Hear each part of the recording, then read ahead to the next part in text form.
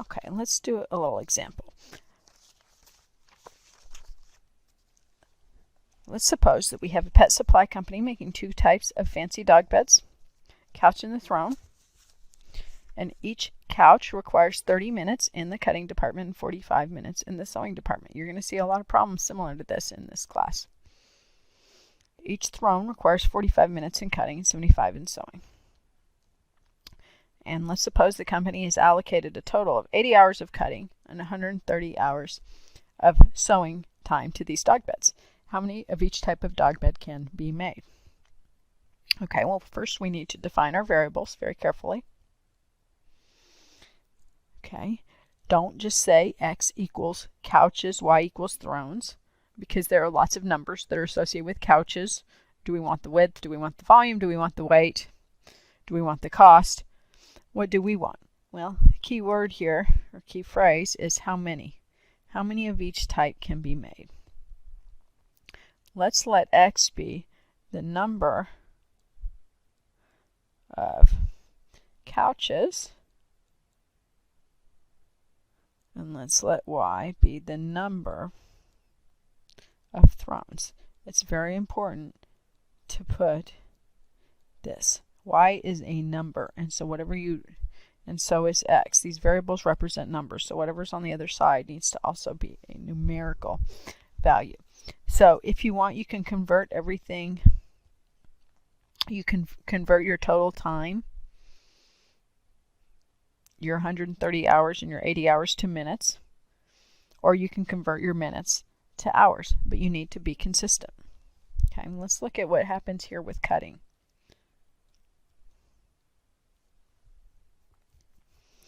And actually, let's make a table.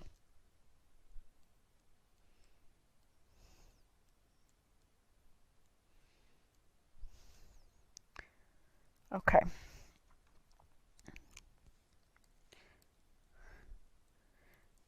A lot of times you can make a table that will help you set things up. Let's do cutting and sewing, and this will just kind of summarize the information in the problem. Okay, how long does it take for cutting on a couch? 30 minutes, which is half an hour, right? Okay. How long does it take in sewing on a couch? 45 minutes, which is 3/4 of an hour. Okay, let's look at the thrones. 45 minutes in cutting. So that's 3/4 of an hour.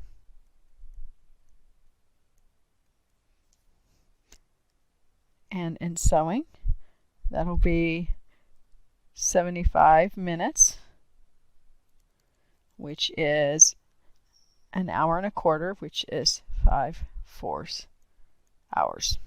Okay, in total, how many total hours of cutting do we have?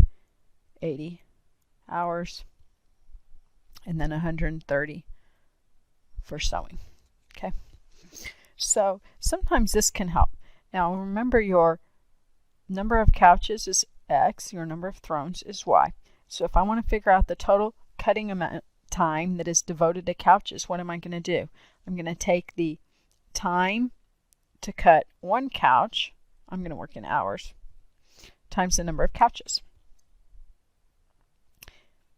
And then I want to take the total time devoted to cutting thrones. So I would take the time to cut one throne, which would be 3/4 of an hour, multiplied by the number of thrones, which would be y. What does this have to total? 80 hours. Alternatively, you could work in minutes and you wouldn't have the fractions. I'm going to do it this way so that you'll see how to deal with fractions if you do get them. Now let's do sewing. It takes 3/4 of an hour to sew one couch, multiplied by the number of couches, which is x, so we get 3/4 x. Now we've got to add in the amount of time to sew thrones. 5/4 for one, multiplied by the number of thrones, which is y. And then my total sewing time is 130. Okay. Now, if you've got fractions like this, it's kind of a pain to do elimination or substitution. So what I'm going to do is I'm going to get rid of the fractions by multiplying both sides by a strategic number. You want to multiply by something that's going to make all your fractions go away so that you have integers. If I multiply this top equation by 4, here I'm going to get 4 times a half, which will be 2. So that gives me 2x plus 4 times 3/4 is 3y. 4 times 80 is 320. Okay, now I'm going to do the same thing for the second equation. I'm going to multiply both sides by 4. So 4 times 3/4 gives me 3x. 4 times 5/4 gives me 5y.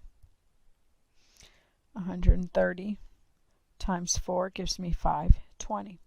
And so now I have a system that I can solve by doing substitution or elimination. I'm going to go ahead and do elimination. Multiply the top equation by 3, the bottom equation by 2. So this is going to give me negative 6x, negative 9y, negative 960. Here I've got positive 6x, 10y, 1040. And then we add our equations. X's are eliminated. I get 1y equals 80. Now I can substitute that y equals 80 into either of my equations. You could start with the ones with fractions, but I'm going to start with this one. If I do 2x plus 3y equals 320, I'm going to just put it in there.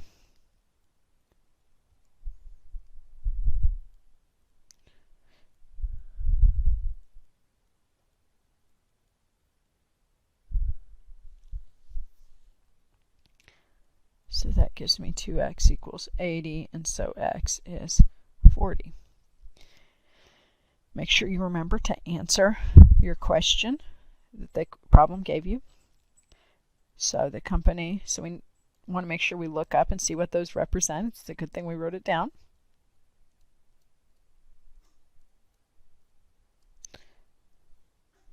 "40 couches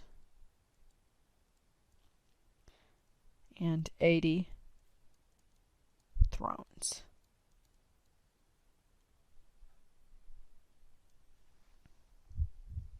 And we're going to find in this class, when we do some other ones, we're going to turn out that if we wanted to use up all the cutting time and all the sewing time, we could do this. But if it turns out that they make a higher profit for couches than they do thrones, then that's going to cause us to proportion this out differently. And we're going to learn how to do this later in this class. Let's do another example. Let's suppose that we have a clothing shop that sells shirts for $40 and ties for $15. Its entire stock is worth $14,165. Sales are slow, only half the shirts and a third of the ties are sold. So for a total of $6,295. How many shirts and ties are left in the store? Okay, so we want to write down what our variables are going to represent. And you probably want to let them represent the number of shirts and the number of ties, but you have to be a little bit careful with this one, because is the number of shirts staying constant throughout the problem? No, there's an initial inventory, and then we sell some, and then there's a different number that are left. So if we just say x equals the number of shirts, that's not good enough. We need to say whether we mean the number of shirts at the end or the number of shirts originally. And this is one time I think it'll be easier if, instead of letting our variable represent the number that's requested by the problem in this statement right here, or this question mark, the question that's posed, it'll actually be easier if we let this be the number originally, because we're told how many are sold and we're told what they sell for. And so if we know how many are sold, it's going to be easier for us to work with the number of shirts that are there because we're given a number, this 14,165, that refers to the original amount in the store. So it can actually be done either way. You could let the X and Y be the number of shirts and ties that are left, but I think you'll find it easier if you do it this way. And so we're going to let Y be the number of ties originally.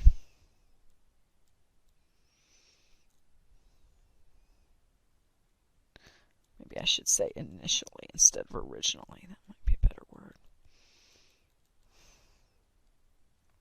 At the beginning. Okay. And this is just going to make it a little bit easier to set up our equations. So, what information do we have here? We want to get this information that's in the problem into equations. It says what the stock is worth. Okay, in other words, we know that our total value of our inventory is 14,165. So how do I get that? Well, I do 40 for one shirt times the number of shirts. 40x, 15 for one tie times the number of ties. So that gives me 15y. And now it tells us what the sales are. Okay, we know that 6,295 is the amount of money that was brought in by selling these shirts and ties. Okay, but how many got sold? Well, half the shirts. Well, so what does one shirt sell for? $40. How many were sold? 1/2 of the initial amount. So that would be 1/2 of X. Okay, what do ties sell for? $15. And how many of the ties are sold? 1/3. So 1/3 Y, since Y was the initial amount. So that's our system of two equations and two unknowns. And we can clean up the second one a little bit. 40 times 1/2 will be 20x. 15 times 1/3 is 5y. And I'm going to just write this one again above it.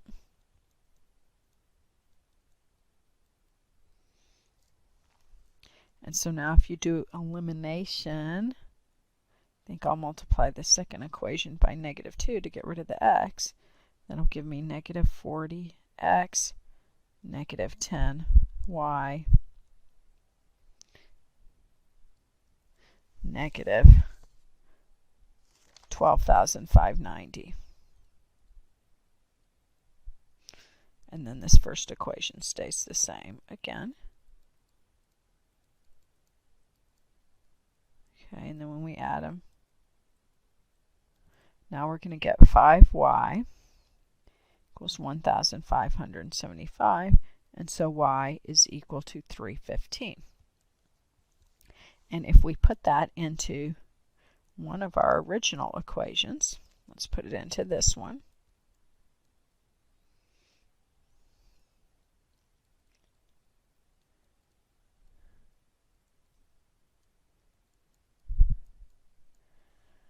Okay, and so then you take the 14,165 and subtract the 15 times 315. You should get 40x equals 9,440.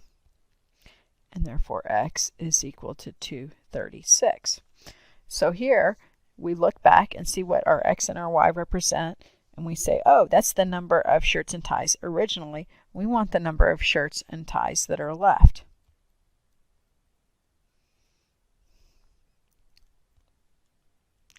Okay, well, okay, so X is shirts, Y is ties. Okay, so if there were 236 at the beginning, half are sold.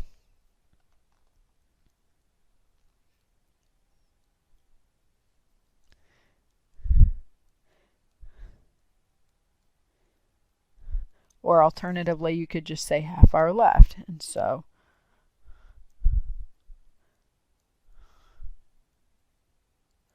okay, let's look at the ties.